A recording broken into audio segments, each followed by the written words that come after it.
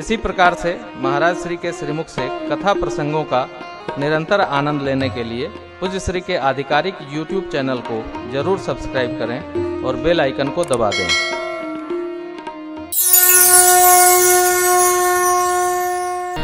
भगवान का बड़ा मधुर एक भक्त है, नाम है भक्तराज केवट। तो केवट भगवान से नाव मांगने पर क्या कहते हैं वो तो कथा बड़ी लंबी है, चूंकि 2 सत्र और बचे हैं। भगवान का लाडला भगत केवट भगवान की प्रतीक्षा कर रहा है और भगवान ने नाव मांगी तो भक्तराज ने कहा, मांगी नाव न केवट आना, कही तुम्हारा मर्म मैं जाना, करण कमल कहूँ सब मानुष करनी मोहि कछुआ, छुअत सिला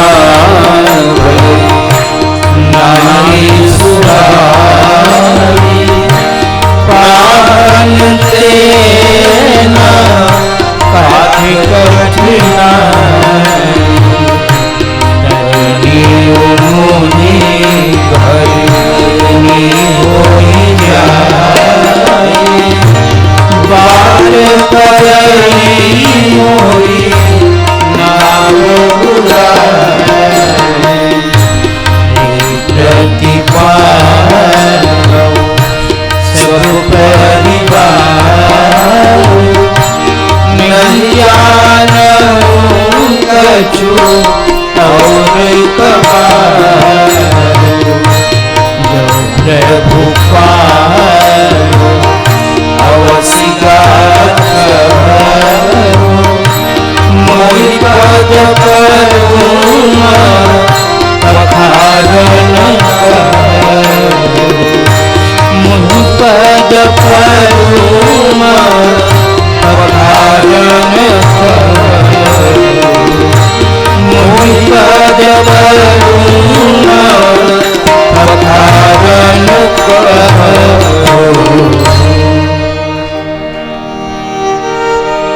भगवान ने नाव मांगी और केवट जी कहते हैं नहीं आऊंगा। क्यों? चरण की रज में कुछ ऐसी जड़ी है, बूटी है जो पत्थर को भी स्त्री बना दे। मेरी नाव तो जल में ही रहती है, कोमल है, तो हमको भरोसा नहीं है। अब यहां एक बड़ी विकट समस्या है। सोचिए कि दिन रात नाव खेकर परिवार पालने वाले केवट जी को ये कैसे पता चला कि इनके चरण में बूटी है। वस्तुतः भगवान के बारे में भक्त को बहुत कुछ पता रहता है और जिसको पता नहीं है वो भगत नहीं है। भगत भजन करते करते, भगवान की कथा श्रवण करते करते भगवान के मर्म को समझ जाता है। रात्रि में देखिए जब कथा होती है ना तो भक्तों को नींद नहीं आती है। कीर्तन होता है तब भी भगत को नींद नहीं आती है। रात्रि में जब लक्ष्मण जी निषाद जी की चर्चा हो रही थी तो ये भगत जी भी सेवा में थे, ये भी जग के सब सुन रहे थे। और क्या सुने? सखा परम परमार्थ ये मन क्रम बचन राम परने सखा परम मनसा वाचा कर्मणा। श्री राम प्रभु के पद में प्रेम हो, ये परमार्थ है। तो भगत जी क्या समझ गए कि जो कुछ भी है वो राम जी के पद में ही है।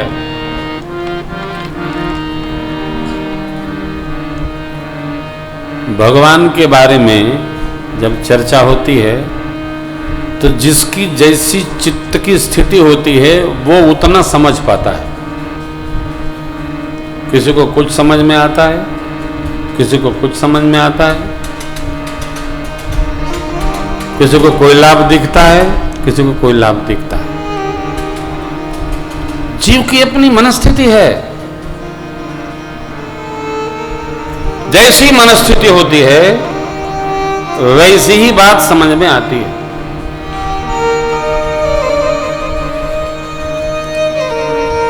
हर आदमी का समझने का अपना एक ढंग है, अदा है। हानि लाभ रहित होकर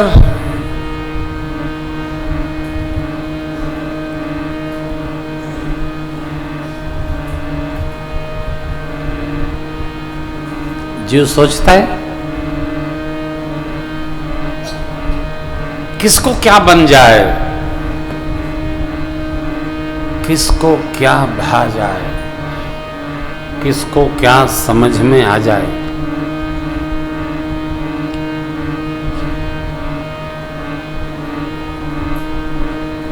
केवट जी क्या चाहते हैं? यदि चरण में रज है और दिव्य है, बूटी है, पत्थर को स्त्री बना सकती है। अर्थात क्या निकाले कि जब ये अहल्या जी पत्थर बनी थी उसका उद्धार कर सकती है चरण की रज, ये तो हमारे परिवार का भी उद्धार कर सकती है। निकाला भगत ने, उद्धार कर सकती है।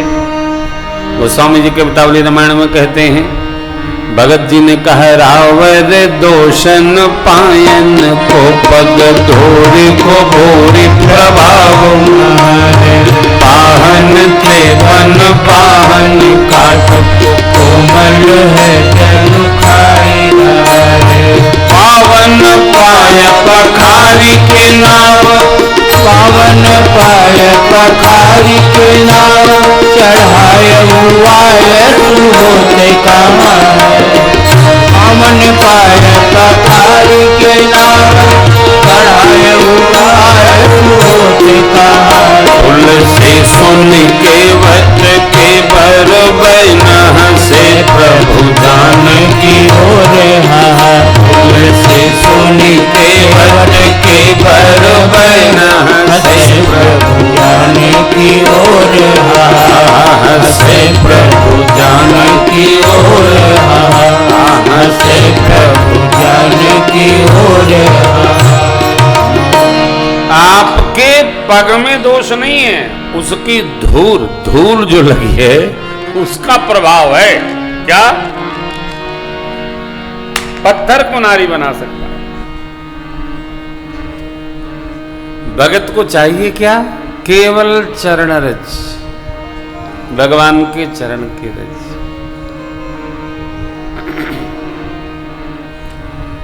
महिमा ही चरण रज की है। प्रातस्मरणीय पूज्यपाद गोस्वामी जी ने श्री रामचरितमानस जी का प्रारंभ ही गुरु चरण रज से किया है।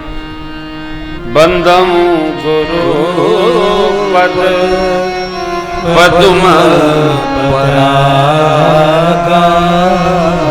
सुरुचि सुवास सरस अनुराग अमिय मोरे मया चूरन चारु समन सकल रोज परिवार। प्रथमतया गोस्वामी जी क्या चाहते हैं? सदगुरु चरण रज।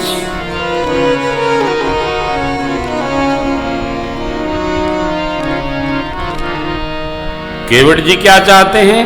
प्रभु चरण रज। महिमा उसी को फलती है जो महिमा को समझता है, जानता है।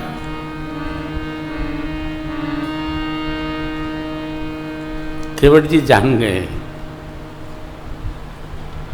और भगवान पर कोई दबाव नहीं, दबाव देना भी नहीं चाहिए, देते भी नहीं है, भगत जी ने दिया भी नहीं है, क्योंकि भगवान किसी के दबाव में तो काम करते नहीं। क्या कहे,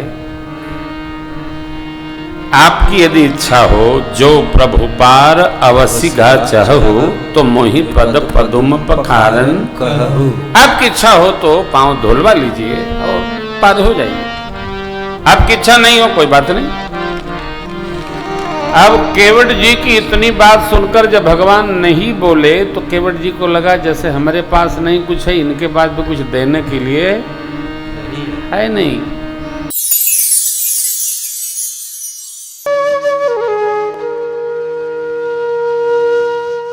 इसी तरह सुनते रहिए, चैनल को सब्सक्राइब करिए, बेल आइकन को दबा दीजिए और पुण्य अर्जन के लिए अपनों में शेयर करिए।